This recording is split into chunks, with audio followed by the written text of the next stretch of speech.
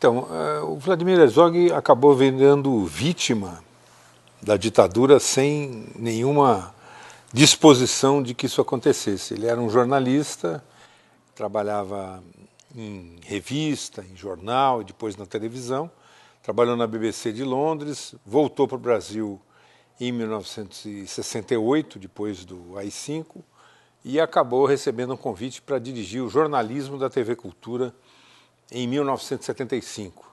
Me convidou para ser o chefe de reportagem dele. Ele, na época, tinha 38 anos, eu tinha 23. A passagem dele pela TV Cultura foi muito curta e muito tumultuada, em parte porque havia uma campanha na imprensa e no Parlamento de São Paulo, na Assembleia Legislativa, dizendo que os comunistas tinham tomado conta da TV Cultura. O que estava por trás dessa discussão era uma luta entre setores do governo militar na época da ditadura, os setores mais à direita e os setores que estavam no governo, o general Geisel e o general Silvio Frota. Mais de uma centena de pessoas foram presas naquela época, acusadas de pertencer ao Partido Comunista, que era ilegal, e o Vladimir Herzog acabou se entregando, digamos assim, se apresentando voluntariamente, entre aspas, depois de ter sido procurado na TV Cultura. Então, ele não era para ele morrer, digamos assim. O que havia ali era a perseguição a militantes que lutavam contra a ditadura dentro de uma perspectiva democrática e, ao mesmo tempo, um embate entre essas forças do regime militar que estavam debatendo quem ia decidir a questão.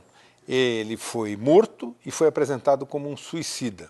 Agora, o importante dessa história é que a reação à morte do Vladimir Herzog mobilizou jornalistas, estudantes, intelectuais, setores da igreja, representantes da comunidade judaica, representantes da igreja evangélica, e culminou num grande ato na Catedral da Sé, em São Paulo, que foi a segunda grande manifestação contra a tortura e a violência no período da ditadura. Não podia contar a verdade, não podia dizer que Vladimir Herzog foi morto dentro de um centro de tortura, no DOI-CODE de São Paulo, por ter se apresentado voluntariamente, horas depois estava morto. Inventaram que ele suicidou, isso é um exemplo típico. E assim vai. Para cada um foi como chamava, fazer um teatrinho. Então, através da literatura, das biografias e também dessas reparações que compõem a justiça de transição, é feito o resgate histórico, a importância da verdade. É a primeira vez que é uma política de Estado para buscar a verdade histórica. A verdade absoluta não existe, mas é buscar desmontar aquela trama, aquela rede de mentiras que encobria tudo que a ditadura fazia para violar o direito das pessoas e da sociedade. Esse episódio foi marcante na história recente do país e ele também foi um marco, um divisor de águas na história recente do país no que diz respeito à ditadura militar. A ditadura militar começou a cair com o caso Herzog.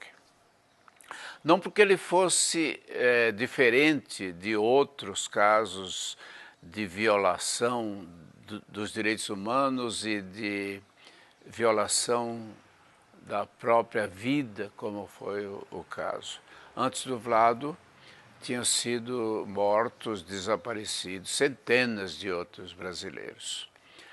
E, coisa que muito pouca gente sabe, 21 jornalistas como ele tinham sido mortos ou considerados desaparecidos durante a ditadura, sem que houvesse nenhuma manifestação de protesto. O Vlado foi a primeira vítima da ditadura militar a ter uma denúncia que resultou num processo que foi aos poucos levando ao fim da ditadura militar.